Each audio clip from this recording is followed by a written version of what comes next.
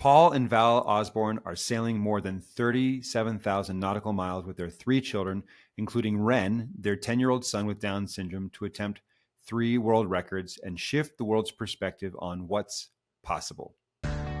Welcome to the What Could Go Right podcast. We are your hosts, Erik, Orton. And I'm Emily Orton. And here we talk about personal growth and sailing. In 2014, we moved aboard a fixer-upper sailboat and bootstrapped a year sailing with our 5 kids, and it changed our lives forever. We tell the whole story in our memoir, our book, 7 at Sea. On this podcast, we want to help you go from fear to freedom, one adventure at a time. Today, we're super excited to be talking with Paul and Valerie Osborne. Paul is a photographer, designer, and lifelong adventurer who has traveled the globe mountain biking, kayaking, climbing, and exploring the outdoors. He's still chasing challenges, pushing boundaries, and now passing his love of adventure on to his kids. And Valerie is an emergency room nurse who once swore she would never marry or have kids until life had other plans. Classic.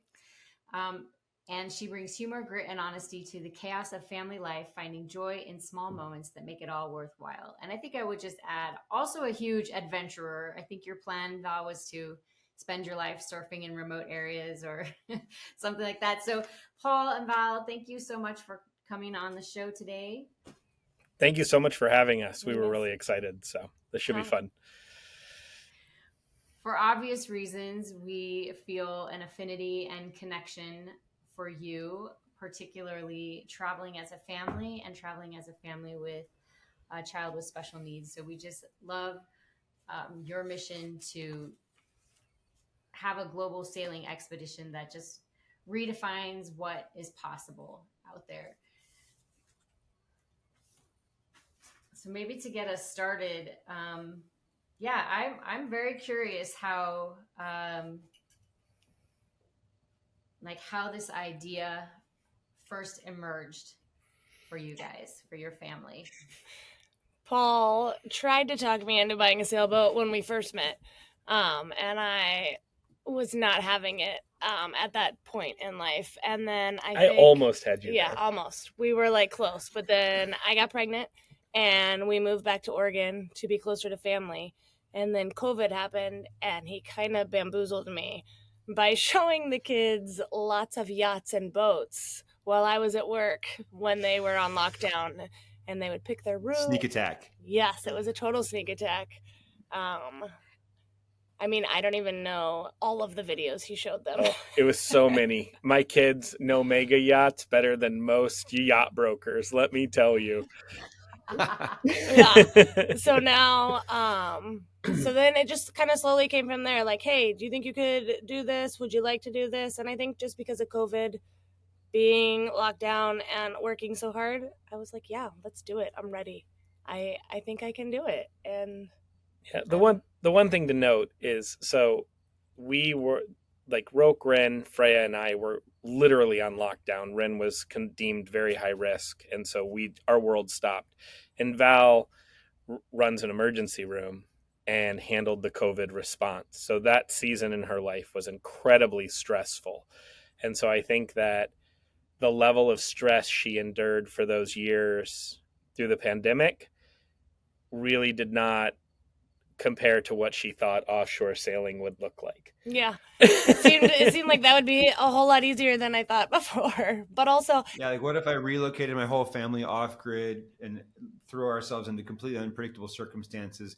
That would probably be more fun and relaxing than what I'm doing right now. Yes, that's kind of how it started. And I wanted to spend more time. I think it was hard. I didn't realize what being a working mom would be like, and working 12-hour shifts and leaving home when they're asleep and coming home when they're asleep, and realizing like how many hours I missed. So that also, I think, played into it.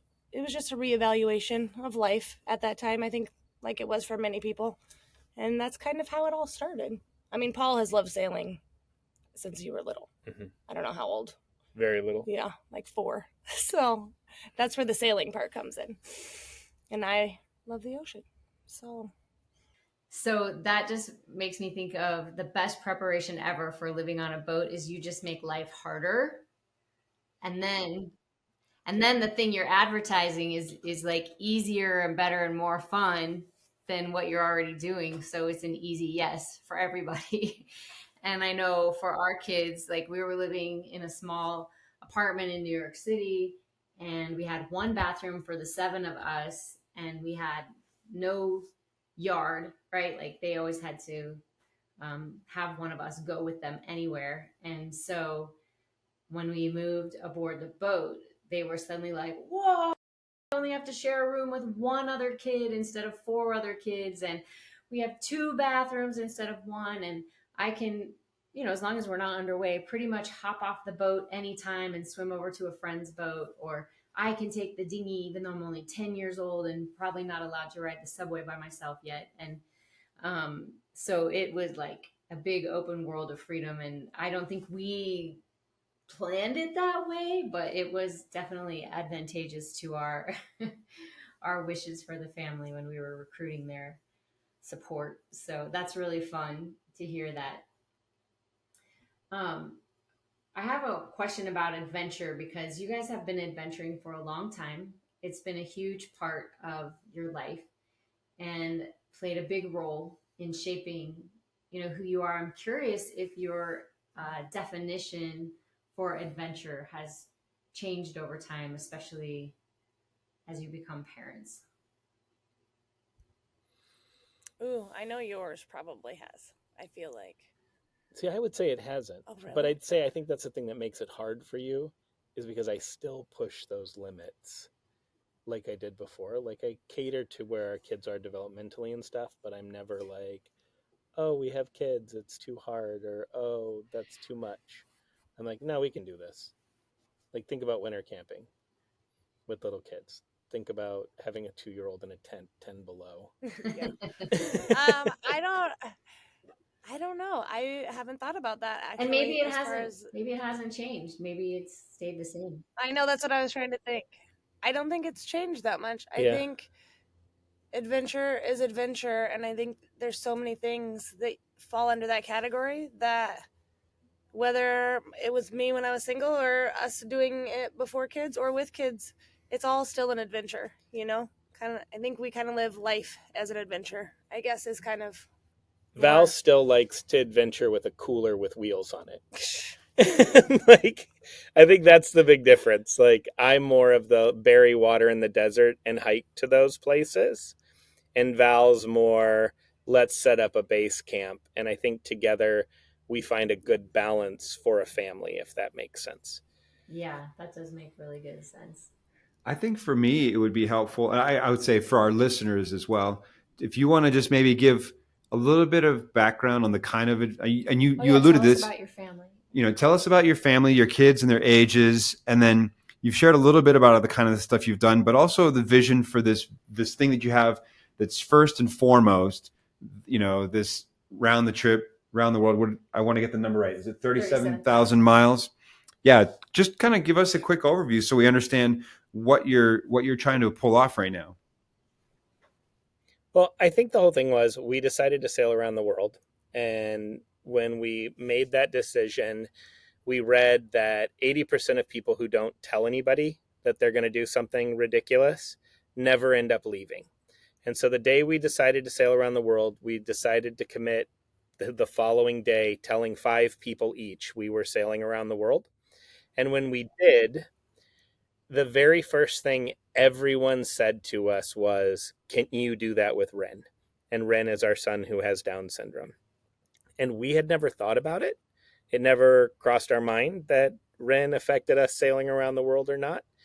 And then as we started researching it more and more, we found that no one had really ever done something on this scale. We had found individuals with Down syndrome who sailed, and, we found your book and all of that kind of stuff, but never anything on the scale we were doing.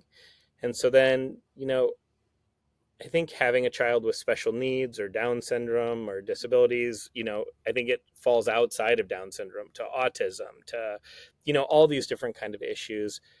Things rapidly, when you get a diagnosis, become, well, your child may never. Oh, yeah. And, he may never walk. He may never talk. Oh, he this. Oh, he that. And we just never subscribe to that mentality. And so we never treated him differently than Roke and Freya. So Roke right now is 11, Ren is 9, Freya is 7. And, their entire lives they've been treated the same. Maybe the expectation is different because Freya is younger than Roke. And so she's not at a place cognitively to perform at the level Roke can. And Ren, physically is more capable than Roke, but cognitively he's a little bit here. And so we're constantly adjusting the bar, if that makes sense. And so I think once we had decided, okay, we're sailing around the world because we wanted a break, and then we wanted something that was sustainable, maybe in some ways. Like I guess I'm more of a mission driven person. And I felt that just sailing around the world wasn't enough. I know that sounds really lame, but like I need something to like sink my teeth into. And then, we started talking to educators and all of this kind of stuff, and it just kind of blew up from there, if that makes sense. And so as I am definitely on the more extreme side of the spectrum. And so I was like, okay, we could sail around the world, but what if we considered this? And what if we did this? And, I have friends who've competed in the Volvo Ocean Race and, people that are very involved in the sailing community. And I just laid it all in front of them. Like, do you think this is possible? Like, my background, my sailing ability, all of this kind of stuff. Like, am I just completely crazy to try to do this? And everyone's like, you can do it. Like, you really can do it. Like, it's a lot of logistics, a lot of planning. And so then we started talking to our kids and being like, hey, like, are you open for this? And, it took us 3 years to get on this deck where we're doing the podcast, of planning and thinking about the fact that that was almost half of Freya's life. She's been making preparations for this trip. It's been a massive part of their upbringing. And so then it just kind of grew and grew. And then we started getting corporate partners. And then we started getting massive organizations that stand behind us, like the National Down Syndrome Society. And then, I don't know, it was just weird. We really struggled with the social media thing. I am not a social media person personally. I know a lot of people really love it and really embrace it. And that's great. Like, I'm not saying anything bad about that, but it's not who we are as a family. And so we had to figure out, how do you tell Ren's story without plastering him all over social media and stuff like that. And then that's how we came up with the docuseries that's going straight to classrooms, so kids with special needs can see someone like them do something amazing, to be inspired, that they don't have to think, oh, I have these limited possibilities. And, the goal isn't to tell a generation of parents and kids to go sail around the world, but it's to tell them, those days when it seems too daunting to go to the park or go grocery shopping or go to a restaurant, like, that's the adventure sometimes, and that it's worth it and that it's obtainable, if that makes sense. And so I'm trying to circle back to your question, but it kind of all culminated into that mindset of not treating Ren any different, and us as a family saying, okay, let's really do something amazing, So, yeah. Great. Thank you so much. I have 2 follow-up questions for that. One is, what are the 3 world records that you're attempting to break? And then the second one will be, how can people get your docuseries into their classroom? Okay. You want to go ahead? You want to? The world records, Ren will be the first person with Down syndrome to circumnavigate the globe sailing. He will be the first person to sail to Antarctica, and then from Antarctica to the Arctic. Yes, it sounds crazy, but that is our map and our goal starting off. And the kids have actually been part of planning it and the whole thing. So those are the 3 world records. And then for the docuseries, there's a email link on our website that teachers, homeschool parents that just want to do this for their kids can sign up. And then I don't remember the platform. So what happens is everything is hosted on Vimeo. There you go. So it's completely classroom safe, no ads, no, inappropriate content or anything like that. And what happens is when you sign up, The list does not go to anybody. It doesn't even go to like the National Down Syndrome Society or anything like that. But every time an episode of Adventure Without Boundaries drops, they get an email link, and the link will allow them to watch the video. Again, we didn't want it all over. We wanted really targeted audiencing for it. And so with the link, they can also real time track our position and see where we're at. We have a partnership with the International Seakeepers. So we're doing 2 scientific research projects while we sail. And so we're also working with a company called Sea People that connects the sailing community. And with them, we'll be able to upload videos and photos of the scientific research stuff we're doing. So you can see, like, we collected this specimen at this point, and, they'll be able to see current wind conditions and heading and all of that kind of stuff on a real-time map, so that the kids can get involved, that they can, be a part of something outside of their classroom. It's not a vlog. Like, that's one really big thing that we wanted to be clear about, is we have a structure similar to a conventional educational kids show. So you have so many minutes that it introduce, it'll be geography, science, history, something about where we're at, life abroad. Then we're doing a series called Feelings on Deck, where one of the kids will talk about an emotion that they experienced and how they dealt with it to help teach emotional intelligence. And then there'll be like a really cool, like, calm down time, which is just fun video of us doing amazing things. And then there's like a sensory portion where, say, you have your classroom or your kids stand up and spin around 5 times really fast and then stand on 1 foot. And then you explain that that's what it's like to live on a boat, because everything's always moving, and, to try to make it touch and feel sensory for the kids.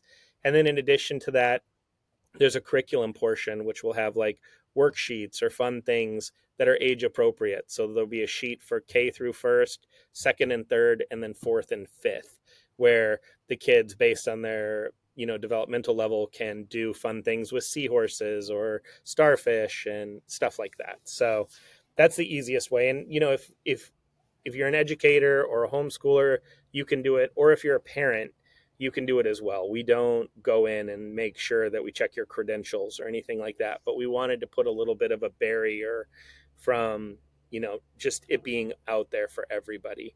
So, yeah. That's amazing. That just sounds like such an incredible gift to the world. I would love to have had something like that to look at while we were raising our family. On our most recent trip to Croatia, we traveled inland, we traveled by sea, we were in a variety of airports and beach towns and mountain places. And I told Erik, like, for me, there were a lot of things that I loved about Croatia. And one of the things that I loved the best was, I think I recognize a lot of special needs are not apparent from the outside. But of ones that were apparent from the outside, we saw about 8 young adults with special needs during our travels. And I usually see 0 to 1.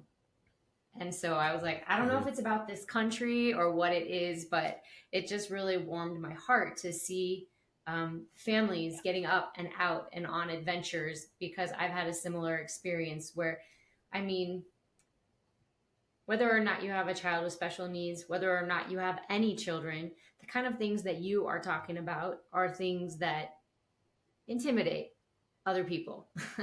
And everybody lives with a little bit of fear. And then when you start adding layers of complexity, like more people, more children, more needs to be adapted to, it can start to feel too heavy. And people sometimes do hear what you said about, like, oh, this child will never, or even you just feel it yourself. I hear people say that to me all the time. Oh, I could never, blah, blah, blah, for whatever story I tell myself about my own capacity. And so, yeah, I think there's just a little bit of inspiration here, no matter where you are or what your circumstance is. Like you said, whether your adventure is going to the park, which honestly, we have, one of our daughters just had a brand new baby, and getting out anywhere really does feel kind of overwhelming in these first couple of months. Or whether it's something much grander, like going to the Arctic. There's inspiration here in your story to say, well, if you once you make the idea, I loved your suggestion of tell 5 people, because that kind of holds you accountable, and then that gives you a little impetus to hold yourself to your word and do those things that you're a little bit scared of. So I really appreciate that. I have a question about, Emily and I are big on what we call baby steps. We like to do big things, but we don't like to take big leaps, and we'll sort of ease up to kind of like a Like we'll, reverse engineering. we'll ease up to something big. And I'm just curious, you've outlined a pretty ambitious set of goals, breaking world records and circumnavigating is no small task. I'm just curious, I'm curious if you can think about the preparation that you've done over the past 3 years. And you mentioned that, that Freya, half of her life has been preparing. What are some moments that have helped kind of solidify your confidence, where you feel like you or your kids felt like, oh, okay, we're making steady progress towards this, or we, now that this has happened, I really believe we can make it all the way. And I'll say why I'm asking, and then I'll let you answer it, which is, I think so many of us will choose something big, and then we just sort of get lost in the drift of actually making it happen. And we don't have these moments of encouragement that help us feel like it's possible or that we're making progress. And so I think it's important to note them. And I'm just curious if you have any of those that you can think of that have happened over the past year, 2 or 3. You have one? I know I you have one. Yeah, you have one. You tell yours and I'll think. Okay, so ours was buying Salesman. Your boat. That's So I think that at a lot of times, if we did not have a boat sitting on a dock in British Columbia that we had to pay for, like, there is a chance that we would have given up. You have that And visual and that financial reminder that we're already doing this. 100%. Like, we're in. And it's so funny. It's kind of the opposite of baby steps for us. Like, we tend to dive in, and then we're like, okay, let's work out these details. Yeah. And I think, there's a ton of little things like sailing with our family. Yeah. Taking big trips with our family. We also had this awesome Catalina 22 that we sailed on a lake in high elevation in Oregon, and just super windy. It's just a really windy location. And so we would sail 2-3 days a week, sleeping on the boat, 6 people on a Catalina, or 5 people on a Catalina 22 all the time. And no one ever got bored. No one ever asked to get off. No one wanted to do something else. They weren't on tablets. They weren't on video games. They were up on deck. They were playing on sails. Yeah. They were laughing. They were, whatever. And then we took a lot of bigger trips, 3-week long, 2-week long trips sailing. Ren's elopement settled right down. He gets on a boat, and there's a contentment that comes over him. And then I think everything else was just awful. I mean, I know that sounds really tongue-in-cheek. We get it. This was the hardest thing I've ever done in my entire life. Selling everything we own. We're going to sell our house to make this happen. And then our realtor was like, well, you have all the stuff to fully remodel, because we were planning on it. We bought everything pre-pandemic. And they're like, you need to fully remodel your house before you leave to sell it. And so, me being me, I took my entire house to studs, interior and exterior. And over the course of a year and a half, completely remodeled my house. And for the last 7-8 months of it, I was working 16 to 20 hours a day, 7 days a week to make it happen. And, I just burnt myself out in ways I've never thought possible. And, I really did. Like, the last month, I was like, Val, I don't know that I can finish this. But the crazy thing about it is, me being the personality I am, I think without me doing that, our trip might have sucked, because I'm so goal oriented. Yeah. And I so like have deadlines and timetables and all of this kind of stuff that really broke that in me. And so like even now I'm refitting Solome. Like I spend my days in an engine room with grinders and wiring and putting in new battery banks and all this stuff. And I'm not in there 16 hours a day. I'm in there 6 hours a day or 8 hours a day.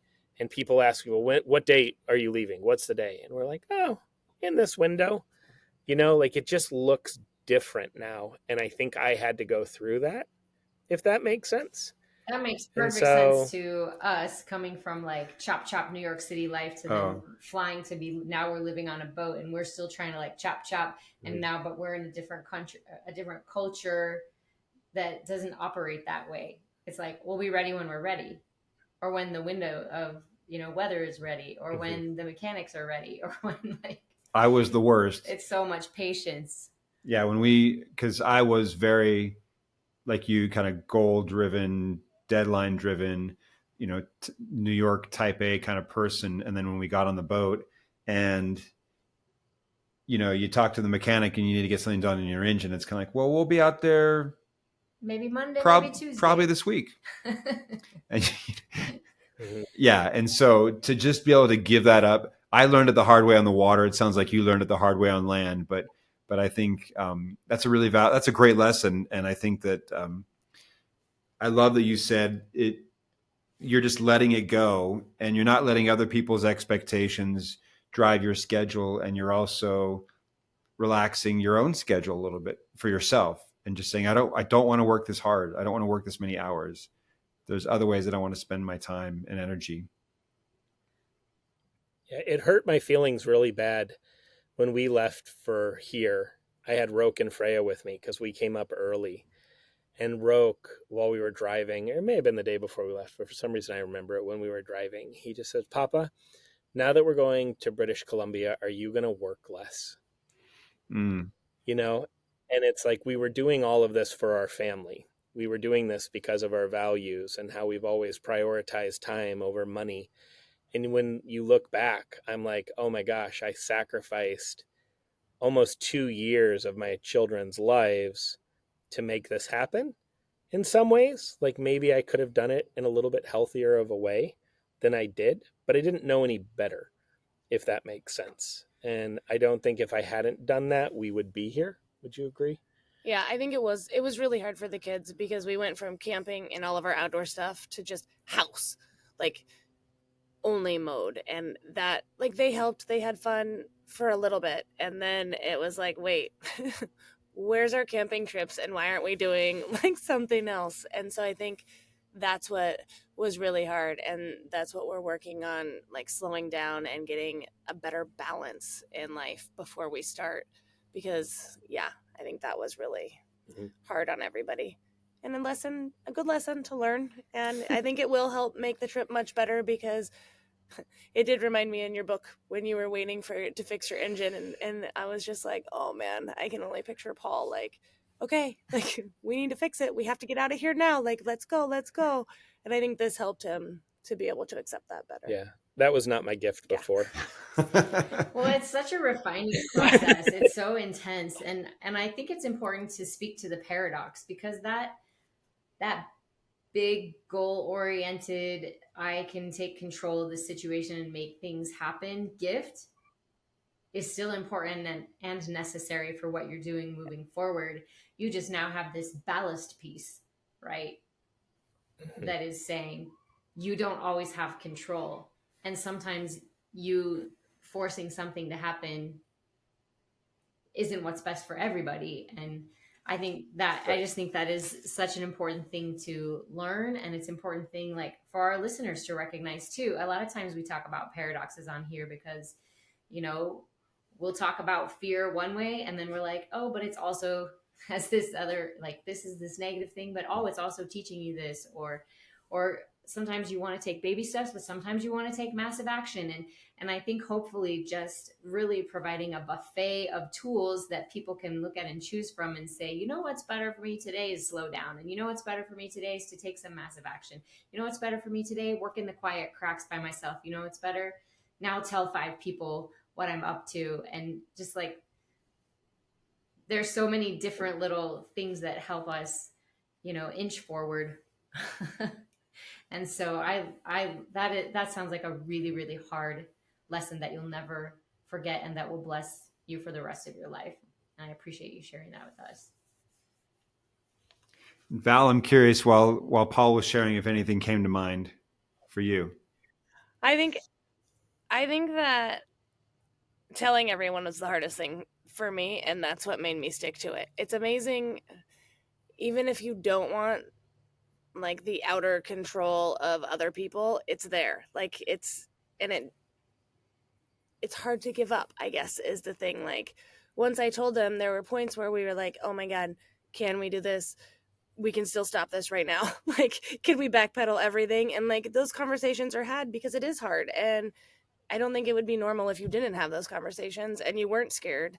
So I think that, telling people and having that is what really helped me get through it and like made me get to the point where I'm at to finish it. But really it was having the boat. I think that is the big thing we found the boat early. We weren't ready for the boat. And I don't think that if we had not done that, I think everything happens for a reason. And if we had not found that boat that early, we would not be sitting here today. Yeah. Like the people who sold us the boat, their name is Lou and Judy. We're actually sitting on their balcony. Hi, Lou and Judy. That we're living in. Well, they're not. No, this is the house we live in. Yeah. But they're lovely. They're amazing people. And just, just unknown how much they have done to make this possible. Not only did they hold the boat for us till we have the money, but then we were going to refit living on Solomé. And they're like, yeah, that's a horrible idea. You should live in the house where the boat is. And we're like, no, like we can't really do that. And they're like, Lou said to me, he says, Paul, have you ever met one of those people that just makes their life harder? He's like, don't be that person. And now we're living in this epic house. I get up in the morning, I walk down to the boat, I work on the boat all day. I make horrific messes because I'm just taking stuff out and doing a massive refit. And then I walk up and I make a sandwich, and then I sleep in a bed, and I don't have to put it away every day. Like who they have been, not only for the expedition as a whole, but for us as people, I don't think I could ever repay the kindness that they have shown us. It's pretty crazy. So just to be clear, the house that you remodeled was where? In Oregon. You lived in Oregon, you remodeled that home, and you have sold or are going to sell that house? It's on the market. We just listed it last month. So you listed it, and then you bought the boat when? A year ago? Well, we committed to the boat almost 2 years ago with no And then money. they held it for you. And then you moved up to British Columbia, and they said, don't live on the boat, live in our house, which presumably is a second home for them. It is, yes. They actually live about 100 yards from here in another home up the hill. I love that. Wow. So, yeah. And so they come over for Sunday dinners and hang out with our kids. And it's just amazing. Like we go out fishing with them on their boat, and they've become some of our dearest friends through this whole process. That's really incredible. That right there. Because I think it's mind blowing. I think that, and I still say this to the day today, one of the biggest surprises for us about moving onto a sailboat were the friends that we made. I had planned for a lot of things. We planned for beautiful destinations, incredible adventures, great bonding time as a family, but I had nowhere on my radar where you could just make the best friends of your life. And, our friends have, the kids have grown up and we've kind of scattered to the winds, but we're still in touch with so many people that we met when we lived on a boat, and they lived on a boat, and some of them still live on boats, and not all of us, but you just meet the greatest people. When you go out there, when you choose something like this and you go after it, great people come into your life. That's just, and I'm so happy to hear that's what's happening for you guys. Cause, I just think anybody that moves in this direction, it changes the kind of relationships that you have with people. Well, I think one thing that really happens is all of a sudden you start falling into place with people that are like-minded. Yeah. Like so much in life, you may have coworkers or whatever that do the same job, but they view life completely differently. Where in this situation, the people that we meet and the people that we're building relationship with think like we do on some level. There's a common ground beyond, oh, we work in the same office or our kids play on the little league team. Like there's actually like core values that start to align. And I think that makes a big difference. We also joke that these are going to be the best memories or the fondest memories our kids are going to have of the trip, and it hasn't started. Like this, it feels like a special time in life, if that makes sense. And we're just very lucky to have it and excited to see where everything else goes. But we recognize it's special. Yeah, that is so special. But I think what you're saying is when you try to do something special, you will find people who want special things to happen and like want to get on board with your moving train. Our son-in-law was joking with me recently because on a previous episode, I think we said, when you go to national parks, you meet other people who go to national parks. Yeah, you meet the kind of people who go to national parks. Yeah. You know, and he is, we laugh about it now, but it's like, yeah, when you take on these kinds of adventures, you meet people that are, like you said, have the core value of these kinds of adventures, whether it's they've done something similar and they want to cheer you on, or they believe in what you're doing and they're excited for you and they want to help you. It becomes sort of a magnet or a filter, and you start to associate, like you said, for reasons deeper than proximity or just, superficial reasons, I guess. And not that those are bad, but just that you're connecting on a deeper level, and it creates more meaningful relationships. And I think you're right, Val, that it does create it puts a little special circle around a little chapter in your life when it's based on that kind of thing. I think it's really important for our listeners to hear, because that was one of the things that really stood out to me when we started looking into living aboard a sailboat. We were not hanging out with anybody who was thinking that they wanted to go live on a sailboat, right? We had a lot of great friends, still great friends with those people, but we were like the weird ones over here who had this like crazy idea that nobody else could really relate to. And as soon as we just like dipped our face in the water and we were like, oh, look, there's hundreds of other families doing this thing. And when we were among them, we were not the weird ones at all. And we already had so many things in common. And then we even started calling the people who didn't live on boats were the landies, right? Like, I don't know if that's universally used term, but, we started to identify in a different way with that group of people that was really special. I also want to go back to something you talked earlier about the docu-series and how there's an element where, kids will be on deck and talking about feelings and emotional intelligence. And I just want to come back to that because you've talked about kind of like digging in on the house as like, this is our next big block we have to move to get forward on our trip, or probably like basically reserving a boat with no money and being like, okay, we're going to work towards that. And you've talked about like some big moves that I think come along with a lot of big feelings. And I think it's really important for people to understand how essential emotional intelligence is. And maybe you start learning it on the adventure, but if you can start learning it in advance, that's going to be like much better for your adventure. What are, some of those emotions, or rather when you are feeling overwhelmed, like, oh my gosh, I'm having big feelings of whatever, I don't want to do this anymore, or this is too hard, or I'm so annoyed with, like in our case, maybe not getting as much help and support as I wish I was getting, or like whatever it is that becomes a big, I guess, negative feeling. How do you manage that? And then when you are having those big good feelings, like you're talking about this special experience, these angels who have facilitated this alignment with your vision, how do you acknowledge and receive and celebrate that. Just, yeah, maybe a little nod to the emotional intelligence that you think is serving your adventure. So one thing that we have decided early on is that we never make big decisions in moments of crisis. Mm-hmm. And so it's really easy sometimes to make that knee-jerk reaction. And so I think one of the biggest things for emotional intelligence for me, whether I'm dealing with our kids or whether I'm trying to figure out about making a decision on a part to buy, that if I am completely maxed out, that's not the time to make that decision. If that makes sense. That we say to each other frequently, I need 5 minutes.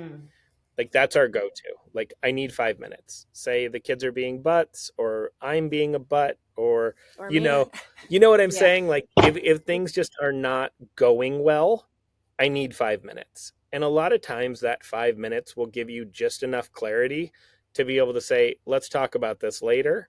Or sometimes it's enough to be like, okay, let's proceed. But the emotions are real, man. Like, holy cow. I think also we do a lot of resets, like with the kids, like when they're having big emotions, like let's, instead of saying, let's take 5 minutes, let's take a reset, and everybody will just sit and kind of like marinate in their feelings a little bit, you know what I mean? So that they can feel it.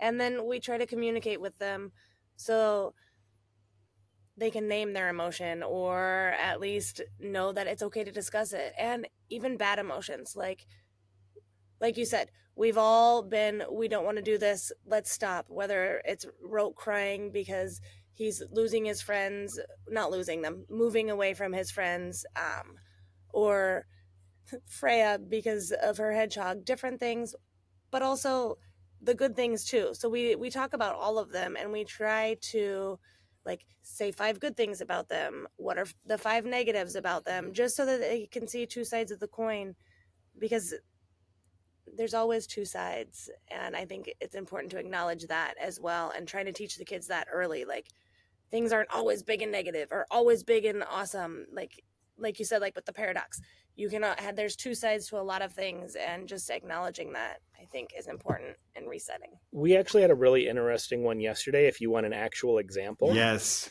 Roke and Freya have been really difficult the last week. And my kids are not very difficult kids. Like you ask them to do something, they do it. You tell them not to do something, they don't do it. Like that's just in general. They're kids. But I mean, as an underlying current, they know what they're supposed to do and they do it. And then this last week, they just haven't been. Like it's been an issue. And so then we had a decision that Roke was making that would have put him in a potentially very dangerous situation. And I got pretty upset. And so we all went up to the house and we're like, we're going to hash this out. Like, what is going on? And so Ren was still with Val in Oregon. Yeah, just a little backstory. Ren and I were out for a week. So also the family was split, which added a little extra stress. And so I'm like, what is going on? And my kids were like, we don't want to live here. We don't want to live on a boat. We don't want to sail around the world. We want to go back to our house in Oregon. And I'm like, okay, cool.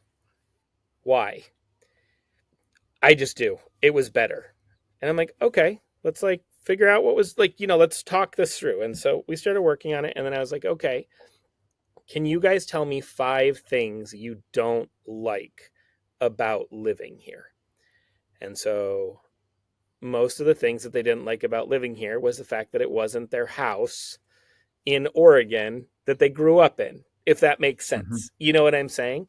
Like they really struggled. Like Freya did complain that it's 100 degrees in Oregon right now and she misses the heat because it's far cooler here. Like we did get a couple valid points out, but none of them, neither Freya nor Roke, could name 5 things that they didn't like about here. There just wasn't 5 things. And then I said, okay, can you name 5 things you like about here? And then they rattled off 5 things in like 2 seconds. And I was like, hey guys, did you notice? Like, okay, you miss your friends at home. I get that. That's really hard. Okay, Freya, it's not hot here, but this is a season. but did you notice how many things you said you really liked about it? And I said, so much of our experience in life is more of our perspective than what's actually going on. Emotional intelligence is being able to process the moment as objectively as possible, as opposed to just being cranky about it. Like, I remembered a time we took Freya to the fair, and she was so angry we were going to the fair. She cried for the hour drive to the fair, and she was just being mean, and she was angry. I'm super relating And then right she now. got to the fair. And then she got to the fair, and she forgot that she was angry and had the time of her life. And didn't want to leave. And so, like, we brought that up, and we discussed it, and all of that kind of stuff. And so we spent probably an hour and a half just, okay, let's look at this. Let's talk about it. And just trying to teach our kids how to process those feelings, because a lot of times they are just that, feelings. Like, I've lived kind of a crazy life, and I've done a lot of crazy things. And so much I've learned through life is the things that affect you isn't even necessarily how things went down, but how you perceived them. Like, what really happened doesn't matter quite as much as what you think happened. Does that make sense? 100%. Like, the winds were 200 miles an hour. No, they were 45. The boat was on fire. Well, no, there was smoking from a relay. Like, you know what I'm saying? Like, it's just easy to get caught up in that moment of our perception as opposed to what's slowing down enough to know what's really happening, if that makes sense. It makes sense. I was talking to a friend of mine who's a therapist, and she was telling me that we talk a lot about mind over body, but so many times it's our body giving like 80% of the feedback, and then our brain just making up stories about it so that it makes sense. And I see that in action, certainly in myself, but I think it's harder to see in myself. And our daughter Lily sometimes just gets a really sad feeling.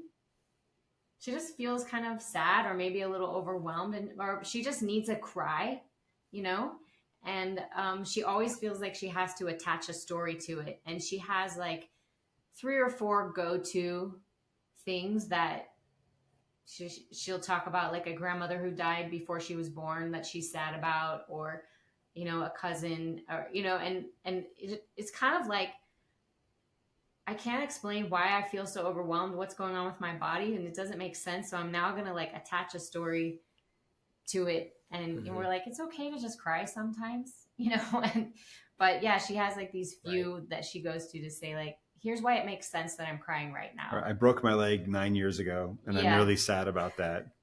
Or you were mean to me when I was 3. Like just coming up with some random excuse to justify the feeling. Yeah, but it's like your body is having this whole feeling, and your brain is like, I don't know what to do with this, and I'm trying to make sense out of it. And your brain is just like this storytelling machine. Well, maybe it's this. And you're like, yep, that makes sense. That's what's going on with me. And it might really just be like, I'm tired and I forgot to eat lunch. Right. Yeah. And I think too, though, what's weird is culturally, it's not okay to express emotions like that in general, unless you have a reason. You know what I'm saying? Like, you can't just be upset or sad or whatever. Like, what's going on? It's just, I think it's odd. I think we don't reflect a lot on that emotional intelligence culturally sometimes, and it teaches us bad habits. Well, first of all, I love that we're talking about all aspects of this, the emotional aspect of it, sort of the financial, the work, the work and life balance of it all, like just the physicality of moving locations and fixing a boat, and also dealing with shifting emotions and family relationships. And as we start to kind of wind up, I'm curious, our podcast is called What Could Go Right? And I'm curious, something that this is unfolding gradually, and I'm not going to ask you when you're planning to leave, because I know you're going to give me a nice, generous window of time, which I think is a great response. I'm curious, what's a milestone that you're looking forward to on this journey? Whenever it includes casting off, whenever that is.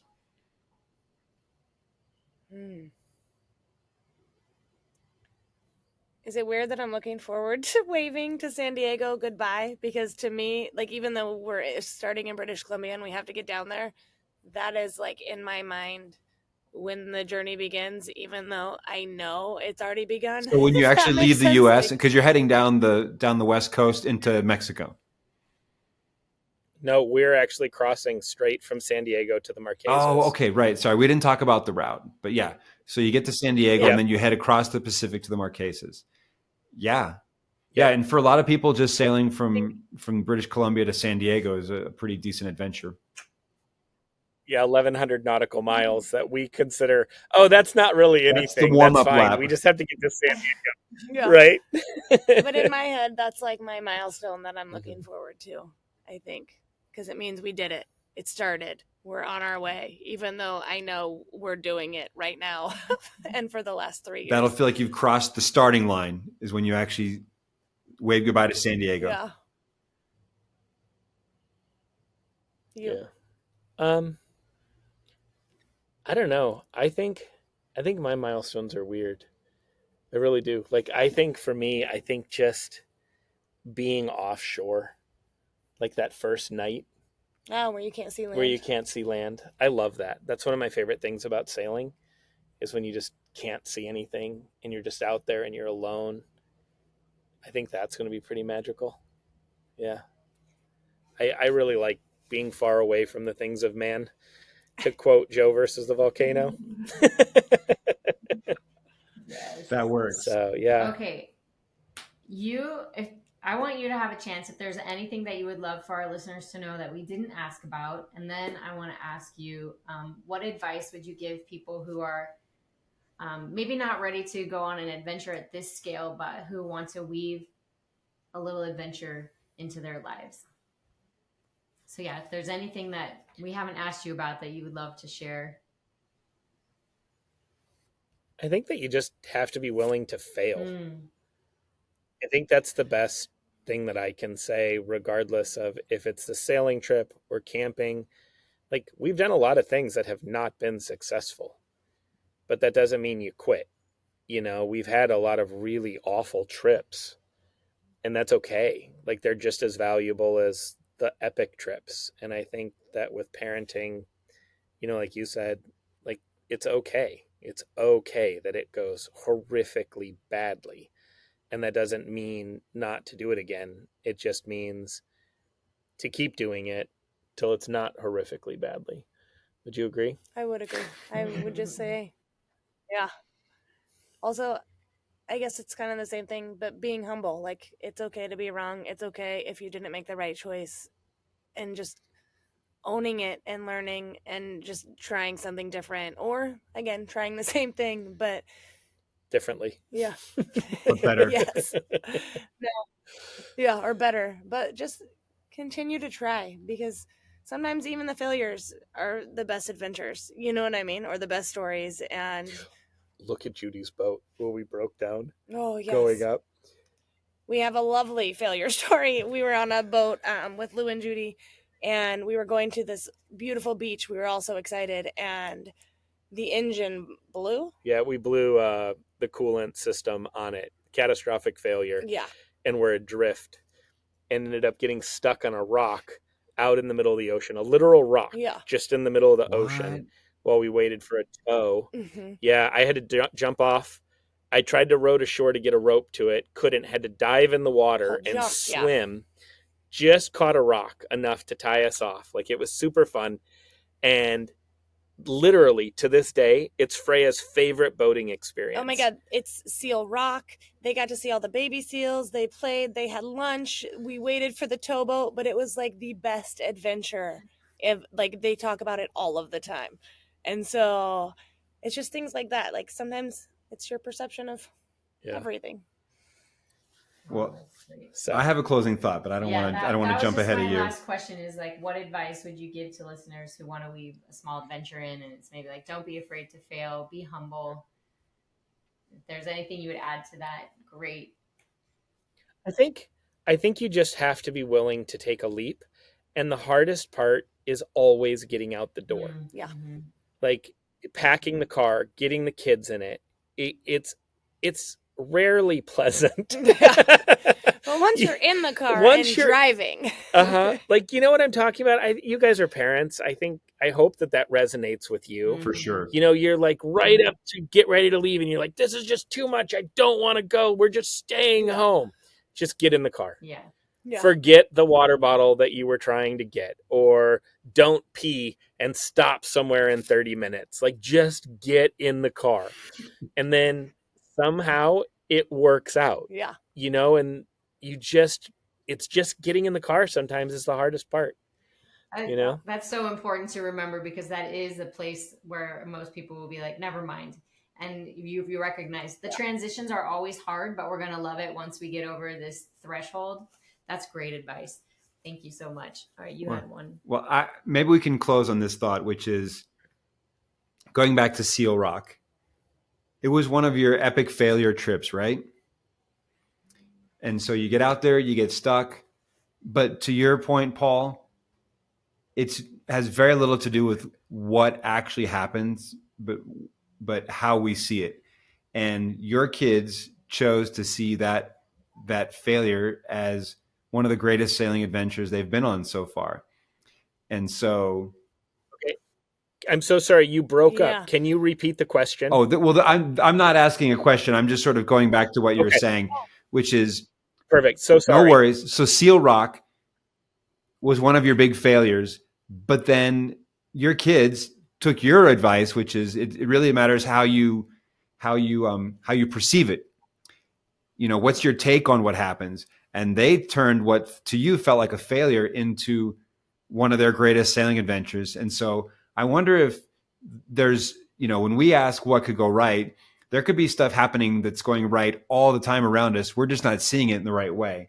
And so maybe we just need to get better at seeing it through the lens of, hey, this was a total success. This was a win. It didn't turn out the way we wanted, but it's actually really good for us, or it's way better than we could have imagined. But it has more to do with how we see things than what actually happens. So maybe that's what it means to really figure out what could go right. It's just to see it the right way. Yeah, agreed 100%. Yeah, I think probably there's a whole lot more going right if we looked for that instead of what was going wrong. I think it's important. Well, just to put a button on this, if I know you're not doing social media, but if people want to support you or follow along, what's the best way for them to find out what you're doing and what you're up to?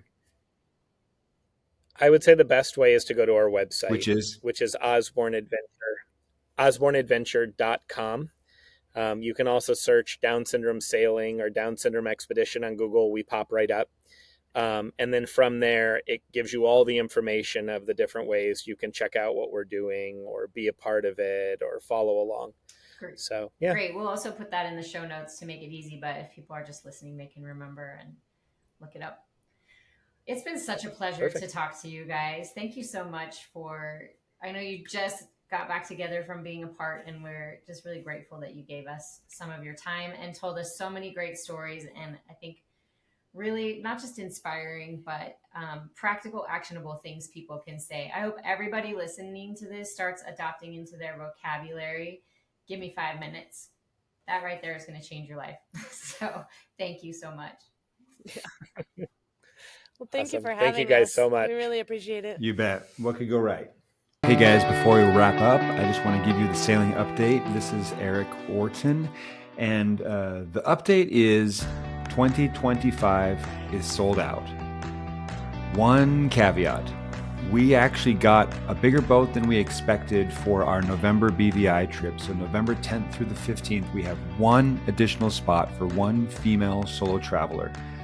November 10th through the 15th, 2025, British Virgin Islands. If you want to join us, we've got one spot for a lady. Otherwise, the rest of the year is sold out. In a couple of weeks, we are going to announce our whole 2026 lineup. And I'm going to save it for then when we give you all the details. But if you do want to go in January, February, those trips are, even though we haven't announced it yet, they're actually mostly full. So hop on a call with us if you want to see about going on those trips. And the one thing that I'm going to leak out is that I am super excited that we are adding a trip to Norway. I've never sailed there. We're going to team up with a local skipper and he's going to show us around, but we are going to go to Norway next year. And so excited to tell you more about that and the whole lineup for the year. But if you want a sneak peek, jump on a call with us. We can talk you through all the options and we'll release the rest of the schedule to everybody else later here in a few weeks. That's the sailing update. Hope to sail with you someday. If somebody you knew was thinking about coming, what would you say to them? Hell yes. There's so many reasons to do something like this. Lenny talked about how it'll strengthen your relationship. It'll make you a better person. It'll get you out of your comfort zone. It'll be just an amazing growth experience. And then just the places we went to were just like, we walk around that corner into Hydra and it's like, is this real? This is AI, right? This is Erik created this. This is green screen behind. Yeah. I mean, hundreds of actors. There's no way. I'll wake up and we're gonna be okay. Yeah. It was incredible. So yes, do it. You won't regret it.